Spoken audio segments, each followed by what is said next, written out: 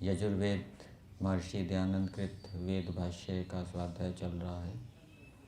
यजुर्वेद में प्रमुखता से कर्मों का विधान किया गया है। मनुष्यों के लिए कौन कौन से कर्म करने योग्य है, कौन से कर्म करने योग्य नहीं है। आज हम मंत्र संख्या 75 के ऊपर विचार करेंगे।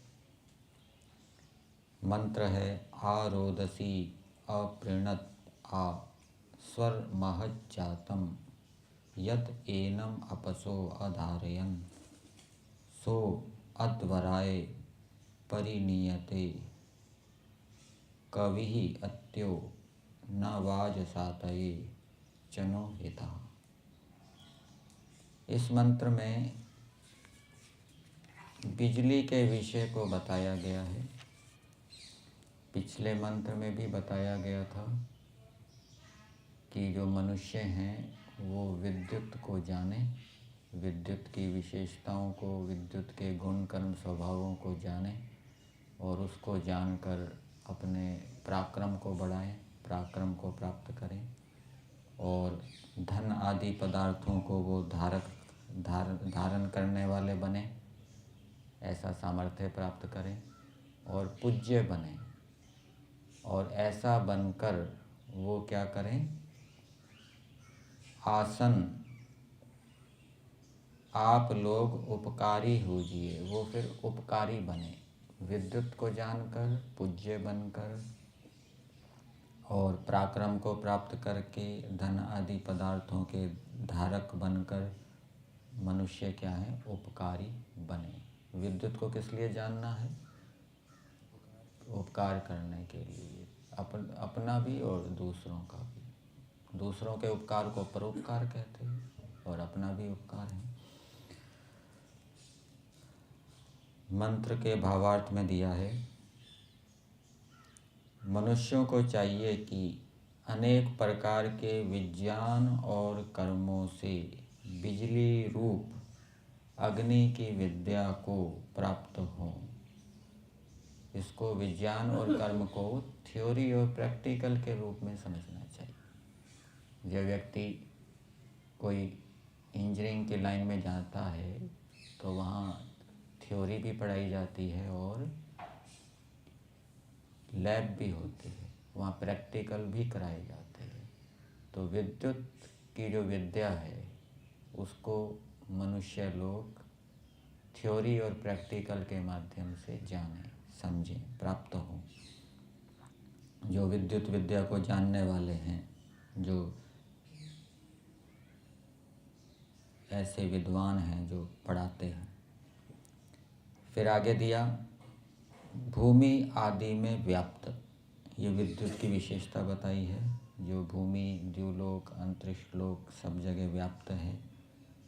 विभाग करता, और वो विभाग करने वाली है, तोड़ फोड़ करने वाली है विद्युत।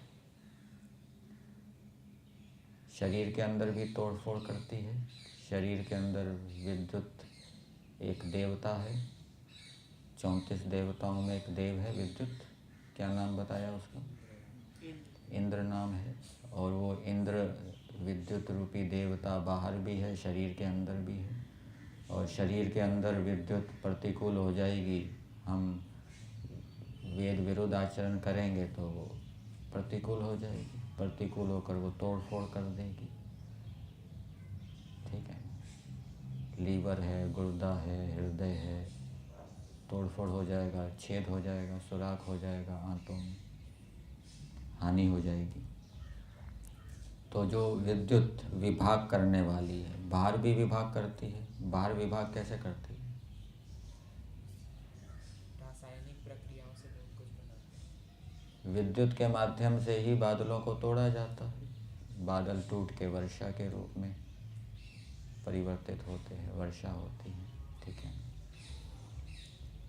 साधन किया हुआ संस्कृत भाग में दिया है साधितः, साधित सिद्ध किया हुआ, यान आदि की को शीघ्र पहुँचाने वाले अग्नि को कार्यों में उपयुक्त करें। तो अग्नि एक ऐसा पदार्थ है, विद्युत एक ऐसा पदार्थ है जिसके माध्यम से यान शीघ्र चलते हैं।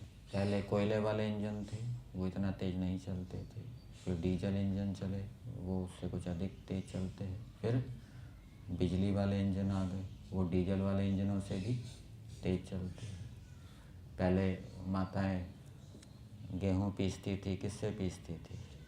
हाथ वाली चक्की से पीसती थी। फिर मोटर वाली चक्की आ गई, वो बहुत तेज़ी से घूमती है। तो ये विद्युत क्या है? शीघ्रता को उत्पन्न करती है। तो उसकी विशेषताओं को जान के कार्यों में उपयुक्त करें।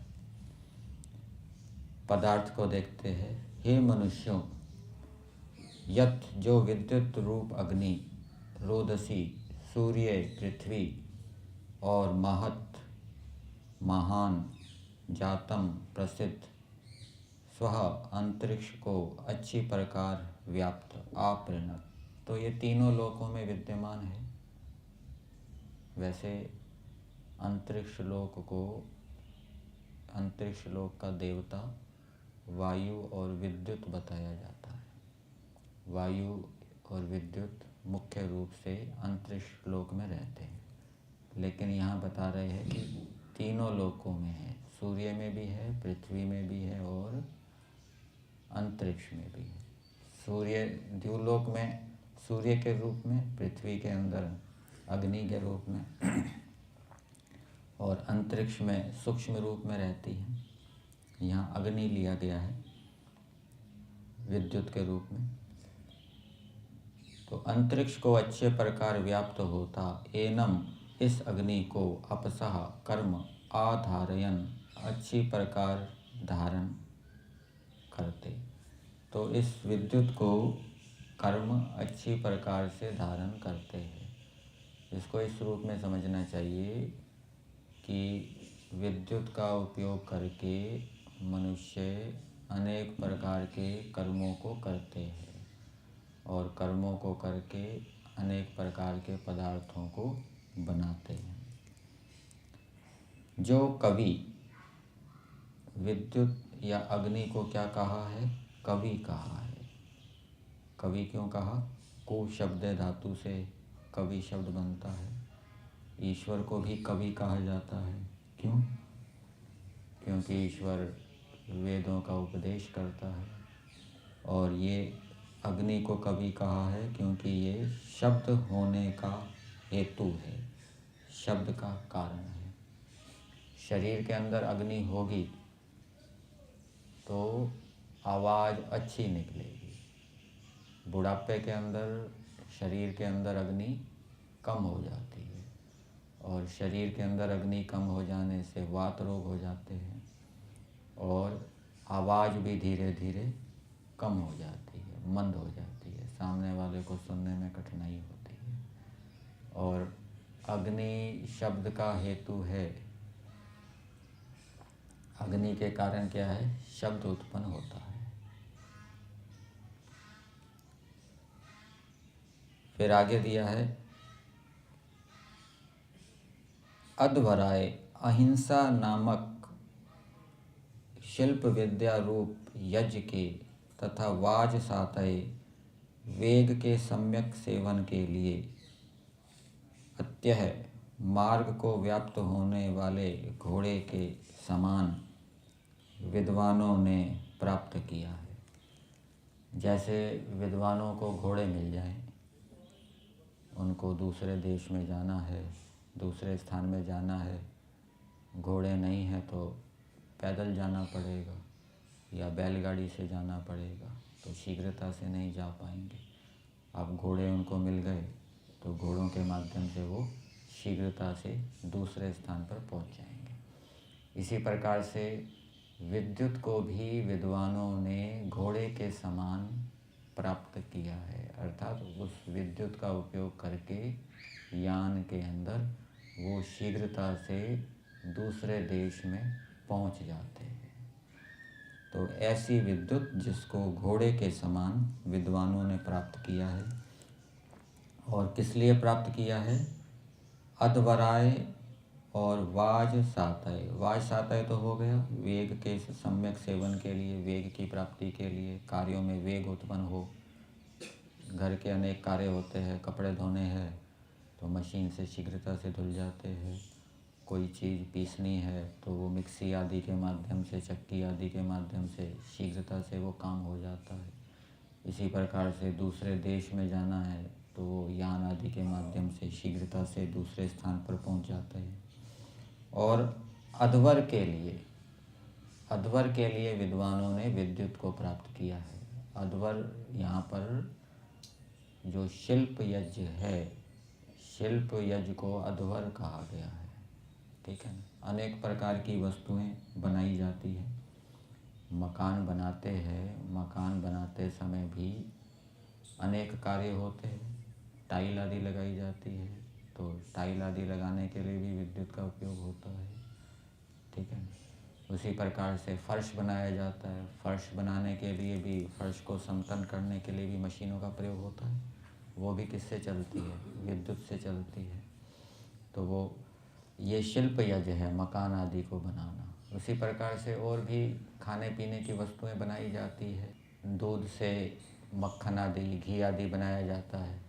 पहले तो हाथ से बिलोते थे, अब यंत्रों का प्रयोग किया जाता है। ठीक है। तो ये अनेक प्रकार के वस्तुओं का उत्पादन करने के लिए और दूसरे शीघ्रता से उत्पादन करने के लिए और दूसरे स्थान में भी शीघ्रता से जाने के लिए विद्वानों ने इस विद्युत को प्राप्त किया है, अग्नि को प्राप्त किया है। तो जैसे अग्नि को विद्वानों ने घोड़े के समान कार्यों में शीघ्रता के लिए और अनेक वस्तुओं के उत्पादन के लिए प्राप्त किया है, वैसे ही दूसरे मनुष्यों को भी विद्वानों का अनुकरण करना चाहिए। उनको भी अग्नि विद्या को प्राप्त करके शिल्प जो यज्ञ है उसका अनुष्ठान करना चाहिए और कार्यों में तीव्रता को उत्पन्न करना चाहिए। फिर आगे दिया है स वह चनो हितः, पृथ्वी आदि अन्न के लिए हितकारी है, ऐसा तुम लोग जानो। तो ये जो विद्युत है वो चन का अर्थ है अन्न, तो अन्न के लिए हितकारी है। इसको इस रूप में समझ सकते हैं, जो वर्षा आदि होती है, बिजली कड़कती है तो उससे नाइट्रोजन खाद भूमि के ऊपर आती है, ऐसा बताते हैं, उससे फसल अच्छी होती है। तो वो पृथ्वी के लिए या पृथ्वी में होने वाली जो फसल है उसके लिए वो हितकारी होती है। तात्स्य उपाधि से पृथ्वी में विद्यमान जो फसल है उसके लिए विद्युत क्या है? हितकारी होती है। इस रूप में समझना चाहिए। तो मंत्र का संदेश मनुष्यों के लिए दिया गया है। कुछ विद्युत की विशेषताएं मंत्र के अंदर बताई है और ईश्वर का आदेश है कि विद्युत विद्या को विज्ञान और कर्मों के माध्यम से प्राप्त करो और उसके माध्यम से कार्यों में शीघ्रता को उत्पन्न करो। अनेक प्रकार की वस्तुओं का उत्पादन करो विद्युत का उपयोग करते हुए। ये मंत्र का संदेश।